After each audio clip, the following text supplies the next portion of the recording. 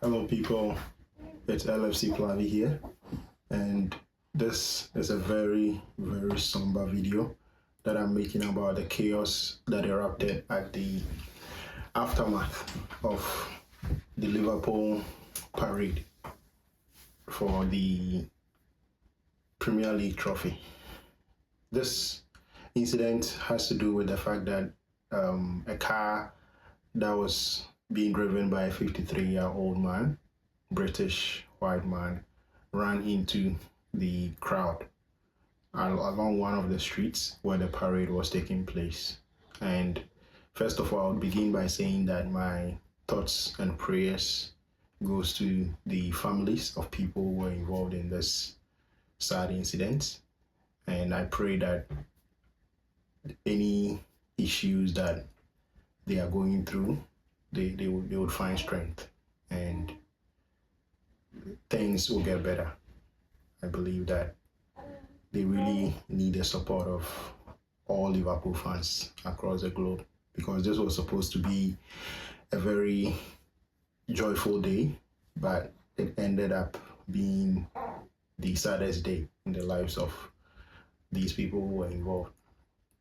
Now, before I go on, don't forget to click the subscribe button, smash the like button, and also comment down below. Let me know your thoughts about this whole incident. If you were in the area where the parade was taking place, please let us know exactly what went on.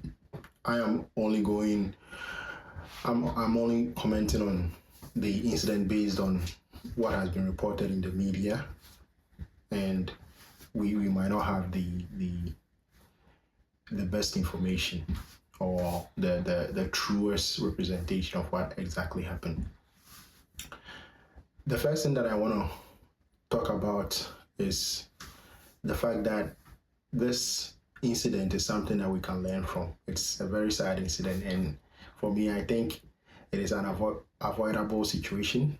It is something that shouldn't have happened, and we should learn something from it in terms of how we behave when we are in a large crowd or when we see a situation that could potentially escalate, how we should deal with such situations. Because it seems the guy mistakenly got into that situation, given the fact that the police are saying they can't call the incident a terrorist attack, which means that it wasn't premeditated by the guy who got involved in the in driving over people in the parade. So it looks like it was a mistake that happened, and it was just a moment of a rush of blood. The guy got rattled because people were trying to attack him and all that. So it was a rush of blood moment. And so I think that in situations like this, it is important that people calm down and refrain from doing things that could escalate the situation, because it looked like after the guy got himself into the situation where he wasn't supposed to be at that particular point, people started knocking on his windows, smashing his windscreen, and threatening to attack him. And so it was a moment where it was a rush of blood moment. He was trying to save his life. He thought his life was at risk. So that is what I think anyway. Maybe I could be wrong. But I think in situations like this, people should calm down a bit, because this situation could have been avoided if it had been dealt with differently. That is what I think.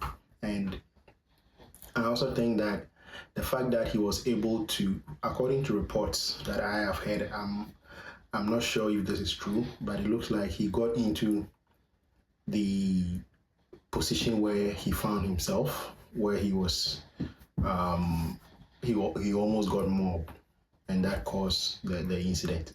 It looks like he got there by following an ambulance into the blocked areas, or the street that was blocked. So the street was blocked and he couldn't have gotten access if he hadn't done something different from what all other people are doing. So it looks like he followed an ambulance which had access. So my question is, how come he was able to follow the ambulance and no one really saw him following the ambulance?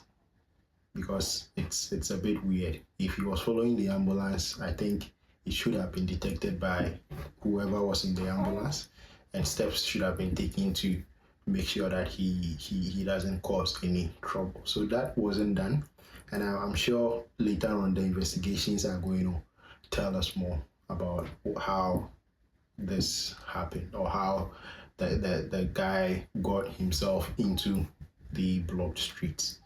So it's a sad incident. That's something that we all agree with.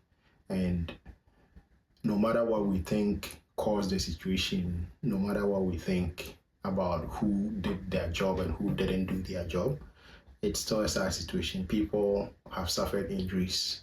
Thankfully, there hasn't been any deaths, and we pray that it stays like that.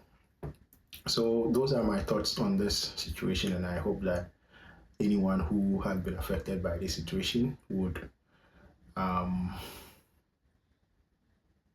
see some, would find some comfort. I just have to end the video here. Thank you for listening, and see ya.